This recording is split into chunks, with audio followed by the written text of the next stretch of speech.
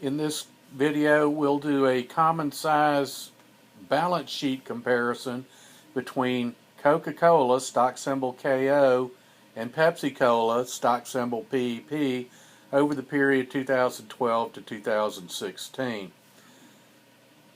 A common size balance sheet divides all the entries in the balance sheet by total assets, and that way it facilitates comparisons between companies of disparate size.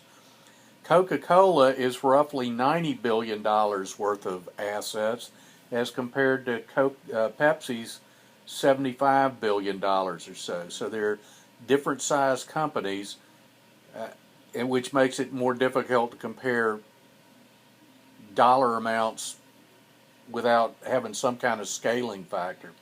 Now, by scaling everything by total assets, we're measuring everything as a percent of assets. We can not only compare side by side, we can also track changes over time. Here's an interesting one. Notice the net receivables for Coca Cola. Pretty stable, 5.5, 5, 4.4, 4.4, so 4.5 to 5.5, fairly stable over time, although there's a slight decrease. We can see Pepsi's over here, about 8% of total assets.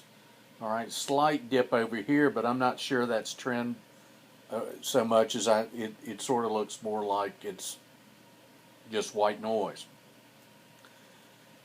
If we look at cash, the cash has been going up slightly for Coca Cola, but look at the change over here in Pepsi. It was less than 10, 12.5, 17, almost 22.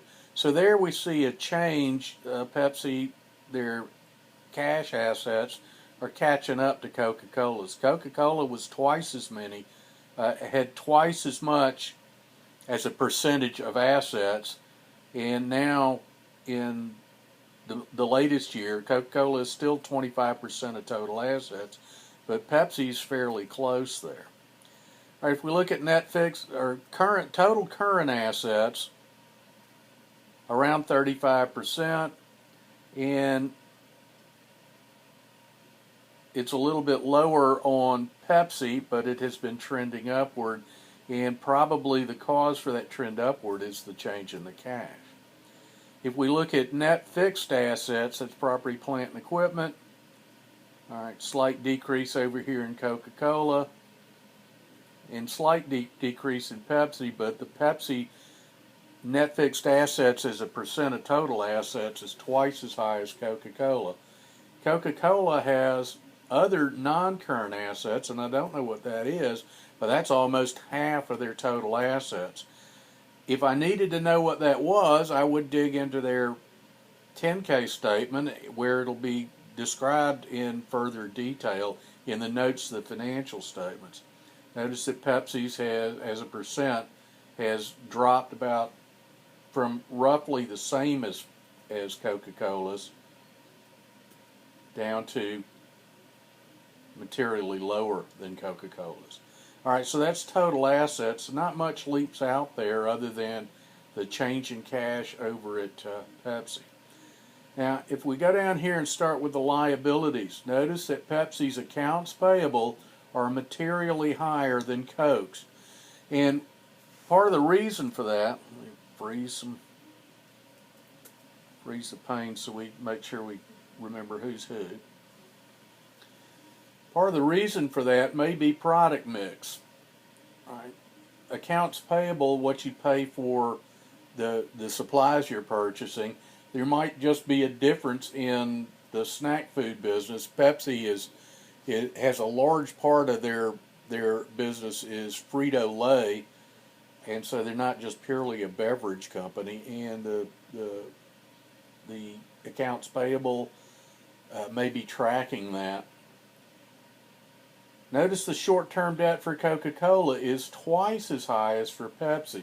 Coca Cola has traditionally used more short-term debt financing than other firms, and part of that is the structure of the company, and part of it is its overall business risk is lower. People are going to drink Coca Cola no matter what's happening with the economy, so their business risk lower than, say, for a car company. All right, so, but we do see that the total current liabilities for Coca Cola have been about 30%, and for Pepsi, steadily increased over this period. Some of that is increase in accounts payable, slight increase in short-term debt, and the other current liability is pretty stable. Long-term debt has, as a percent of assets, has increased over here for Coca Cola. It's essentially doubled over the last 5 years. And with Pepsi, there is an increase, but they started out high anyway. So it's still maybe 10 percentage points. It's easier to probably think of this if you take the long-term debt and the short-term debt and add it together. So about a little over 50%, right around 50%, right around 45%, right around 40%, right around 37, 38%. So that's the short-term debt plus the long-term debt.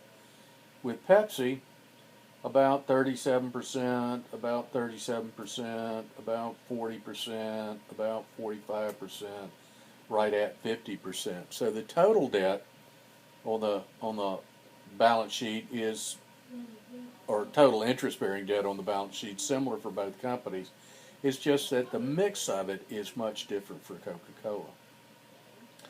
All right, total liabilities for Coke have risen from roughly 62% to 73%, so that's increasing over time, and we see the same pattern over here with Pepsi Cola. They have been increasing the liabilities as a percent of assets. Now,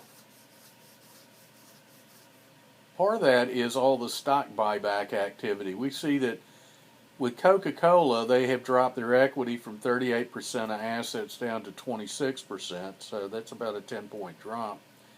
And that's largely because they've been buying back shares of common stock.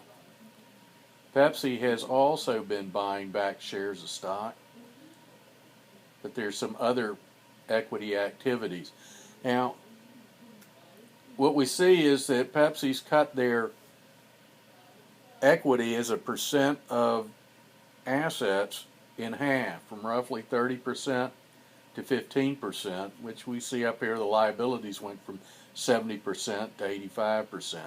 So they have, as a percent of assets, a higher proportion of liabilities to Coca-Cola. And that'll show up in the profitability ratios when we look a little bit further into it.